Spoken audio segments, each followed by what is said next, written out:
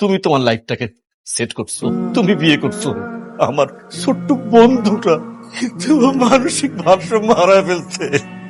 কাহিনী হচ্ছে আজকে বিকালে আমি আর নাবিল বিয়ে করব, ঠিক আছে?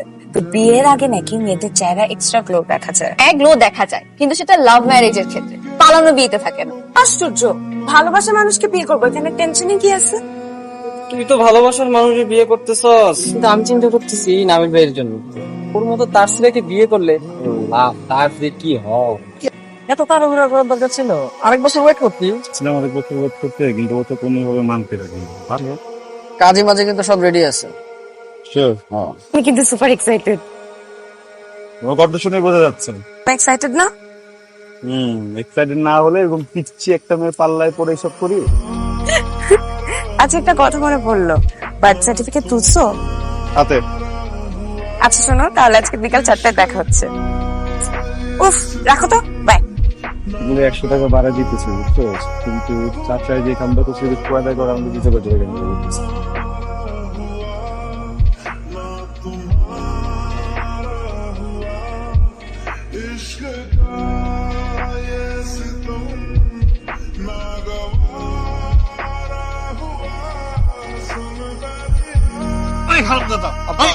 বড় হইয়া তুই একটা মায়ের বিয়ে করলি, এমন একটা মায়ের বিয়ে করলি যার বয়স 18 বছরের নিচে। কেস করতে যদি থানায় কেস করে, আমার তো সরকারি চাকরি। আমার দাদা তুই যে বিয়ে করছস, তুই আমার জিজ্ঞেস এলাকা আমি বুঝতে পারবো। আজকে কিন্তু আমি আমার আম্মাকে বলছি যে আমার কলেজে ফাংশন আছে, যেমন খুশি তেমন সাজো, তুমি আমার বাসে যেতে পারবা। আর আমার আম্মুর খিচুড়ি ফ্যান্টাস্টিক। দিন পর্যন্ত তো তোমার বয়ফ্রেন্ড ছিলাম, আচ্ছা তো হাজব্যান্ড। ইভেন হিসেবে প্রথমবারের মতো কিছু চাই। রিলেশনশিপে সিকিউরিটি এনশিওর করার জন্য বিয়ে করে ফেললাম। প্লিজ কাউকে বললাম না। আর আগামী 1 বছর, তোমার 18 বছর না হওয়া পর্যন্ত এখন থেকে একটু কম যোগাযোগ করবো। কথা বুঝতেছ না তো? আমি ওরকম মেয়ে না যে ফ্যামিলির কথায় বা যে কারো কথায় তোমাকে ছেড়ে চলে যাবো।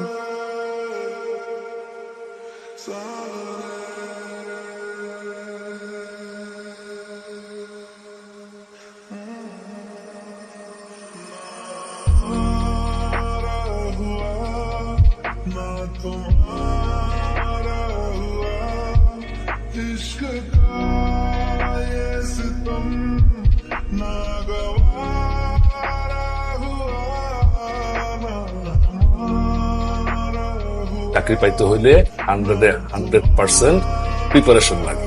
কোনো সিরিয়াসনেস দেখি না। প্রিপারেশন তো চেহারা থাকে না। যাদের আছে তাদের তো চেহারাই থাকে। হয়েছে কথাটা আমি রাখি, খাওয়ার শেষ করে মানুষের বাপ দেয়া মাথার মধ্যে একটু জনসংসারটা ঢোকা। একটা কথা বলবো। আমাকে এখনো কাঠ বিরিয়ানি রাখো কেন? তুই বড় হয়েছ, তুই তো এখন ছোটই আছিস। তোমার মতো বিয়ে দিলাম আর এখন 2টা বাচ্চা থাকতো। আছে নাকি? তেমন কিছু নাই। বলে ফেল। শোন, বল, বাসায় কিন্তু আমারই ম্যানেজ করতে হবে, এটা মানিস?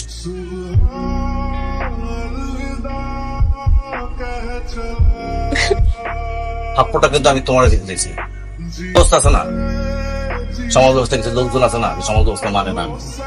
দেখো, আমি ঘুরে পেশার কথা বলা পছন্দ করি না। কর্মচারী, অনেক সৎ একজন মানুষ, কষ্ট কষ্ট করে এই বাড়িটাতে থাকো ভাড়া। তার উপর আবার বিয়ে করছে একটা আন্ডারেজ একটা মাইয়া। এই বিষয়টা এলাকার মধ্যে জানাজানি হয়, কেন করবো না? কেন করবো না? আচ্ছা ঠিক আছে, করলাম না, তোমার তো কিছু করতে হবে। আমি কিন্তু ক্লিয়ার, তুমি যদি করো তাহলে আমার কি করতে হবে। এত আদর যত্ন করি, এত আদর করে করে তোকে এত বড় করলাম, আর তুই কি না? আর একটা দেখা করছিস, তুই চিন্তা করছিস?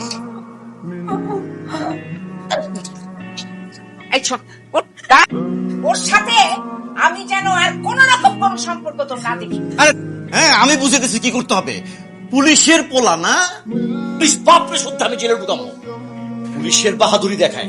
আপনার সুগার ডিভোর্স হয়নি?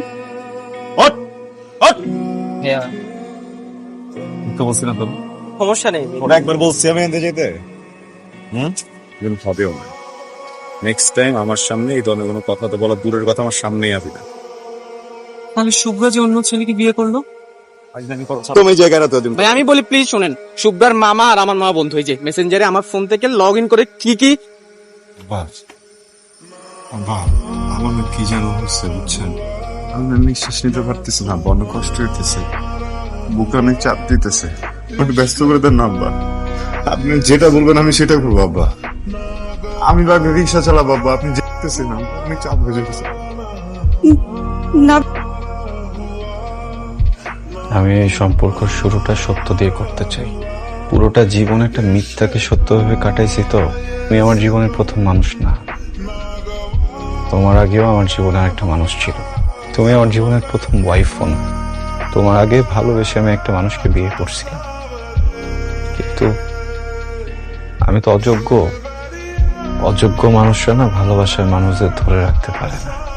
আমি এত কিছু জানি না এটাকে এত সুন্দর করে দেওয়ার জন্য। আমি তোমার পাশে এভাবে সারা জীবন অনেস্ট হয়ে থাকি। এই তোমার হাত ধরলাম, সারা জীবন অনেস্ট হয়েই তোমার পাশে থাকি।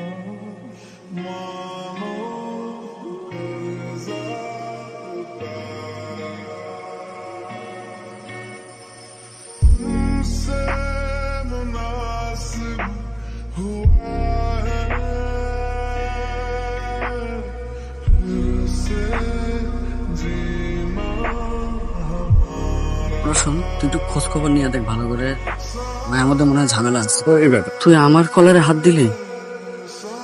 দিলাম, কারণ তুই যারে নিয়ে কথা কইতাছস আমার বউ। এই শিখাইছি তোরে ওয়াইফের সঙ্গে কিভাবে কথা বলতে জানিস? ছি নাবিল, তোর সাথে যেটা হয়েছে সেটা দুঃখজনক, আমারও খারাপ লাগতো, আমিও কষ্ট পাইতাম, কিন্তু কারণ এটা আমাদের ফ্যামিলি শিক্ষা না।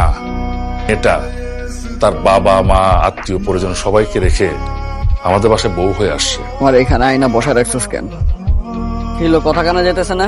তুই ঠিক ছিলি, ওই মাইয়ার আসলে সমস্যা আছে, ভুলটা আমার। যোগ্য না এমন একটা মানুষের বিশ্বাস করতে যায় যে মানুষটা ছোটবেলা থেকে বেশি খেয়াল রাখছে, ওই মানুষটার গায়ে হাত দিয়ে দিচ্ছি, বন্ধুর গায়ে হাত দিয়ে দিচ্ছি। তোর বন্ধু লুজার, যারা সময় দিতে পারবি না, অনেক বড় লুজার। আমি যদি লুজারই না হইতাম, আমার জীবনটা না তরবারি হয়ে গেছে গাবু। সে ভালোবাসলাম, তার বিশ্বাস রাখতে গিয়ে তারে বিয়ে করলাম, নিজের মতো সংসার গোছায় নিল। আর এবার শেষবারের মতো একটা মানুষের বিশ্বাস করলাম, তো বিশ্বাসটা ভেঙে দিই।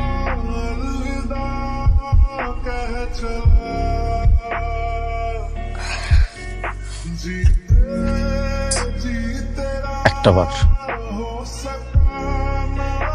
এখান থেকে চলে যান, একটাবার চলো, আর কিচ্ছু চাইবো না কখনো, প্লিজ। এটা ফুলের দাম মাথায় আছে। হাত কি হয়েছে? খুব লাল হয়ে গেছে। ওষুধ লাগে আছে, এটা নালে খুলে দাও। খুলে দেবো তো, খুলে মা। সেই ভয়েসটা শুনে আরো মারো, আমার কাটো, আমার মারো, চেক করো আমারে, কিন্তু তোমার হাত